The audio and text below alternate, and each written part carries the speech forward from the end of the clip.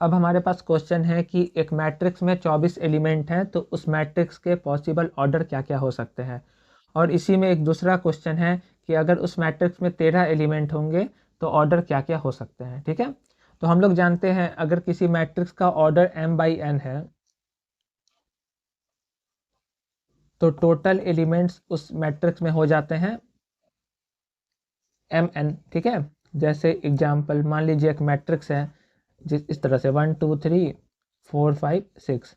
आप देख सकते हैं इसका ऑर्डर क्या है। इसका ऑर्डर है, मैं यहाँ लिख देता हूँ, ऑर्डर है 2/3, क्योंकि इसमें 2 रो हैं और 3 कॉलम है। अगर मैं पूछूं टोटल एलिमेंट्स कितने हैं, टोटल एलिमेंट्स, तो क्या करेंगे, इस दोनों को मल्टीप्लाई कर देंगे, 6 लिख देंगे। ठीक है, ये काउंट करके भी हम लोग लिख सकते हैं, लेकिन ये वाला कॉन्सेप्ट समझना बहुत ज़रूरी है। ये mn है, m/n है तो ये mn हो जाएगा। ठीक है, ये कॉन्सेप्ट समझना बहुत ज़रूरी है कि अगर ऑर्डर m/n है तो टोटल एलिमेंट्स हो जाते हैं इन दोनों को जो मल्टीप्लाई करने पर आए। जैसे ऑर्डर 2/3 था तो दोनों को मल्टीप्लाई करने पर 6 हो गया, तो 6 होगा टोटल नंबर ऑफ एलिमेंट्स। ठीक है, तो यही कॉन्सेप्ट अब हम लोग यहाँ लगाने वाले हैं। तो यहाँ बोल रहा है कि मैट्रिक्स में 24 एलिमेंट है तो पॉसिबल ऑर्डर क्या क्या हो सकते हैं। और एक बात ध्यान रखने वाला है कि जो m और n की वैल्यू होती है ये नेचुरल नंबर में होती है। ठीक है ना, मतलब m की वैल्यू और n की वैल्यू 1 से शुरू होगी, 1 2 3 4। ठीक है ना, क्यों नेगेटिव क्यों नहीं हो सकती, नेगेटिव कैसे होगी। अगर मान लीजिए इसका ऑर्डर 2/3 है तो ऑर्डर -2/-3 हो नहीं सकता। नेगेटिव ऑर्डर का क्या मतलब है, माइनस में रो थोड़ी होंगे। या ऑर्डर 0/3 भी नहीं हो सकता, रो और कॉलम 0 भी नहीं हो सकता, या 3/0 भी नहीं हो सकता। क्यों, क्योंकि 0 रो का क्या मतलब है, रो थोड़ी 0 हो सकते हैं, कम से कम एक रो होगा ही। ठीक है ना, तो m और n की वैल्यू नेचुरल नंबर में होगी। ठीक है, ना नेगेटिव ना 0, ना फ्रैक्शन में भी नहीं हो सकती। ठीक है, अगर मैं लिख दूं कि इसका ऑर्डर है 3/2/5/2 तो इसका कोई मतलब थोड़ी है, ये 1.5 हो गया, 1.5 रो थोड़ी होगा, इसका मतलब 2.5 हो गया, तो 2.5 कॉलम थोड़ी होगा, पूरा रो लिखा जाएगा ना। तो ये सब मीनिंगलेस बात है। तो हम लोग को समझना है m और n क्या होता है, नेचुरल नंबर होता है। m और n की वैल्यू नेचुरल नंबर से आती है, मतलब 1 2 3 4 ये सब हो सकती है।